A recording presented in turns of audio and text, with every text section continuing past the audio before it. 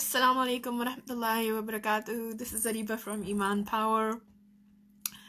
Sorry, I've been again a bit lazy. Not really lazy, to be honest, but not very consistent. And that I think this would be a good start to today then. Is just reminding ourselves, and this is why I've been reminding myself as well, that Allah subhanahu wa ta'ala loves the deeds no matter how small they are if they are consistent. So I haven't been very consistent coming live and with you all, so I'm gonna try even harder, inshallah. But just a reminder for everybody today that no matter how small that deed is, if it's consistent, inshallah, it will help you earn the love of Allah subhanahu wa ta'ala. So please do say salams in the comments, and say salams to me, return my salams, as it's a right of a Muslim that you must return their salams, and say salams to everybody else. Let's spread lots of salams and earn a lot of salams from everybody, inshallah, will be wishing us all in the comments below. We all need a lot of salams. And for a lot of you, still probably Friday. Actually, it's still Friday for me. So to say salams, remember to say salams to send salams to Prophet Muhammad sallallahu alaihi wasallam. Okay, so today I want to talk about one of my most favorite topics, and that is how to raise children who value themselves. And this is a really long topic. I used to do I think an hour-long webinar really discussing this topic, but I will, inshallah, maybe bits by bit, I'll try to break it down into small bits and share with you all in the coming days. So self-esteem. Self-esteem means, how do you value yourself? What do you think you are worth? What is your self-worth? That is your self-esteem, basically. Now, self-esteem, the word, the term itself is new, relatively new, that and people are now really studying it in the last couple of decades. So it just reminded me of some other thing, the consequence of studying self-esteem. Anyway, we'll come to that in a couple of days, inshallah.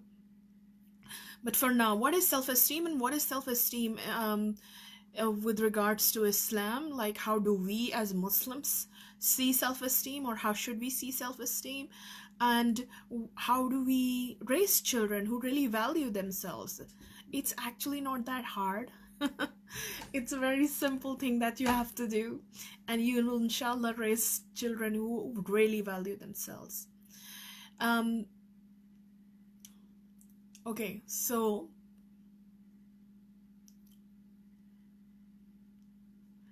Walaikum assalam, Nazia, sorry.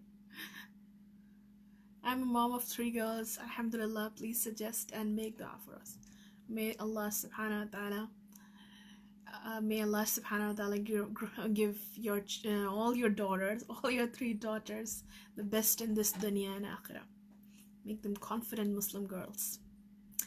Okay, so what is self-esteem? What would be self-esteem in if you look at it Islamically?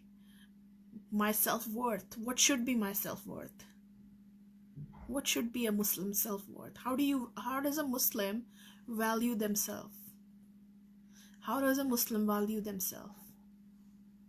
We should value ourselves as how Allah values us, isn't it? People value themselves by all kinds of things, that how beautiful I look, or how much money I have, or how many friends I have, right? At school, that's the most valuable thing, how many friends you have.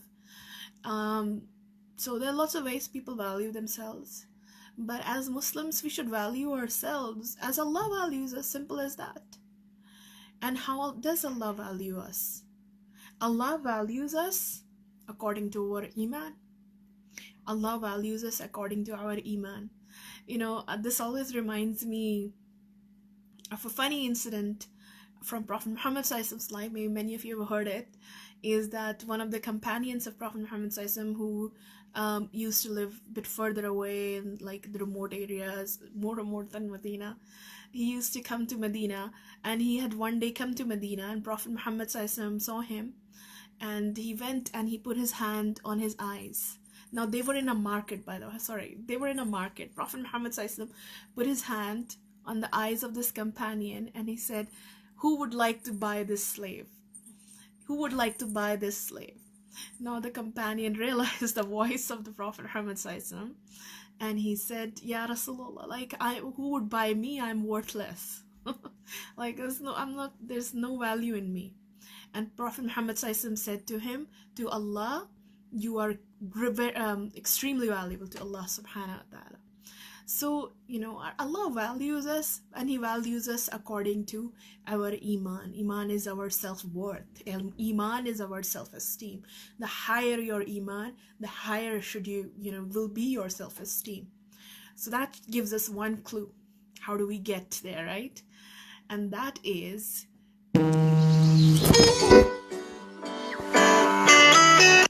Drop my phone. Okay.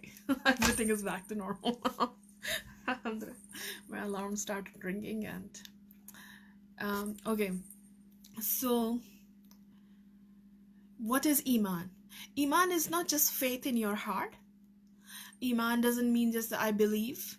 It doesn't mean that. Iman is belief that shows in your actions. It's a verb. It's a belief that shows in your actions. So that means my self-worth has something to do with my actions. The higher my actions are, the more good the more actions I am doing, which are, righteous deeds that I'm doing, the higher will be my self-worth. And that should be how you measure your self-worth. If we try to attach our self-worth to anything else in this world, that's going to be really fickle, very weak, something that will eventually break, not be able to withstand. So we have to attach our self-worth to our Iman, and if that's and we have to increase it. If we want to increase it, then it increases with our good actions. Now, there is more. Allah subhanahu wa ta'ala has given us 6 pillars of Iman, isn't it? Prophet Muhammad taught us 6 pillars of Iman.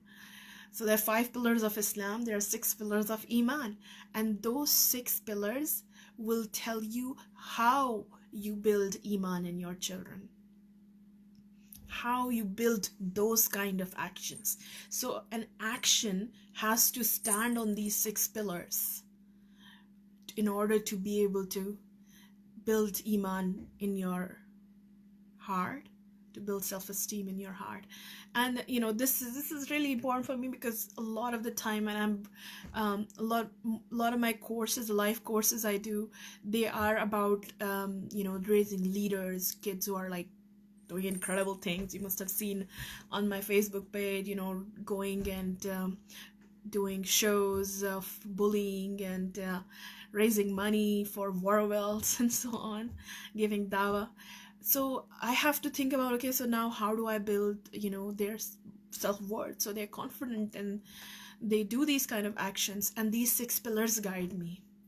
Then in my content, in what I'm teaching, it has to be around these, these 6 pillars have to be there if I want to build that kind, give my students that kind of confidence. And okay, not confidence is something different, but that kind of strength, that they value themselves enough that they are not afraid to go and put themselves out there. I said confidence is different. I could have high self-esteem and I'm really low in confidence in something, right? So if you ask me to draw something, I have no confidence. I have zero confidence in my ability to, well, not zero, but very maybe 2-3% confidence in my ability to draw something well. So, but there are other things. Like I'm confident in teaching, so there will be lots of other things that I'll be confident in. Other some things that I'm not so confident in. So that's okay, but confidence also develops by doing that thing, practicing it and so on. But self-esteem and confidence should not be mixed together. They're two different things. Anyways, back to self-esteem. So what are the 6 pillars of Iman? Number 1, that's the one I will talk about today, is believing in Allah subhanahu wa ta'ala. Right? Believing in Allah. So our belief in Allah subhanahu wa ta'ala, and that has to be part of our actions, that I'm doing this because my purpose is to do it for Allah subhanahu wa ta'ala. That my actions need to be for Allah. And if my actions are for Allah, they will inshallah build my self-esteem. Now, a lot of the time, this is where the problem begins, because there are a lot of people and good Muslims, good moms, who build their actions, but they are not for the sake of Allah. They are to raise their children because they love their children, or they are to, whatever other things and work and so on, and other good deeds people are doing, but they're not for the sake of Allah. And that's where the problem, maybe they don't see it then, but they see it later on in life.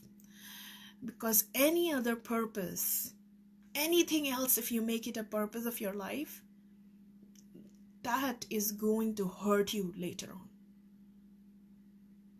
Because what happens when that purpose goes away? What do you do then? What do you do then? You're like, I've lost the purpose of my life. And then the person completely breaks. But if you make Allah subhanahu wa ta'ala, that my actions are gonna be for the sake of Allah, that is a purpose that can never go away, right? It's a strong purpose. I am raising my children because ultimately my purpose is not just that I want to raise you and I want to do, all these hundreds of chores I do for you, but I want to please Allah subhanahu wa ta'ala. I'm doing it for Him. So then it doesn't matter, if your kids are, not, they move out, they go here and there, and they're not there anymore, or when, if they don't appreciate, if somebody doesn't appreciate actions or whatever, because your actions were never for that purpose. They were for Allah, and they are going to be appreciated. You will never fail. You can never fail. Right? Because Allah will always appreciate your intention, your effort. So what sparked me, this was, I got an email from a mom the other day saying that her son has left her, and she's just lost all purpose now, and she's mentally struggling mentally as well. And she said that I just, there was some message I had sent about dua, and she was like, there's nothing she wants to make dua for, I guess, or she just completely feels lost. So, and that happens, when like in old age with a lot of moms, is that because their purpose were their kids, and now that they're gone, it's just what do I do? What was all that for? So we really need to right now, whatever stage we are in our life, correct our purpose. That has to be for the sake of Allah. And if your purpose is for the sake of Allah, then of course it will build your self-esteem, because you will value yourself as Allah values you, and moreover, you will never fail. And that, no matter what happens, it just can't crush your self-esteem, because your self-esteem was based on, your love for Allah, not on some fickle thing in life which is temporary. I hope that made sense. It's really kind of a deep issue, as I was saying, that it's like I explain a lot more about this in an hour-long webinar. Inshallah, I'll talk more about it in the coming days. It's a topic I really love to talk about. So yeah, alhamdulillah. Walaikum assalam, Sister Taiba, alhamdulillah. Walaikum assalam wa rahmatullahi wa barakatuhu. And walaikum assalam wa rahmatullahi wa barakatuhu, Misbah and Afshan. I'm glad I got you all live today. And please let me know in the comments if you benefited from it, or what else would you like to, maybe there's a certain point here that you would like to talk more about. Of course, this is a really deep point. Often, when people, I don't know if I should go into that. Sometimes when people commit suicide, the reason is that they just lost the purpose of their life. Maybe it was a person or something that was their singular goal, and when that person or that thing goes away, then say, I have lost my reason to live, because their entire worth was just attached to that person or that thing. So really need to correct that, especially with kids. You are sending them to school, you're teaching them to be successful and so on, but constantly remind them, why are you sending them to school? It is for the sake of Allah subhanahu wa ta'ala, so they can be strong Muslims who contribute to the society tomorrow. Okay, Jazakallah khair. Walaikum assalam wa rahmatullahi wa barakatuh, Mehwish. Please share the video if you benefited from it, and I will catch up with you all in the comments more, inshallah, and discuss it more with you and tell me how you benefited. Maria said, it was so timely, you corrected my purpose. Whatever I do should be for Allah. Alhamdulillah. I'm very happy to hear that, Maria. Alhamdulillah. So Allah subhanahu wa ta'ala wanted you to have this message today then. Especially for you and anybody else who really needed it. Okay, Jazakallah khair. Catch up with you all in the comments. Do let me know if it benefits you, because then that motivates me to do more. That you are benefiting from it. Otherwise I'm like, so Jazakallah khair. Assalamu alaikum.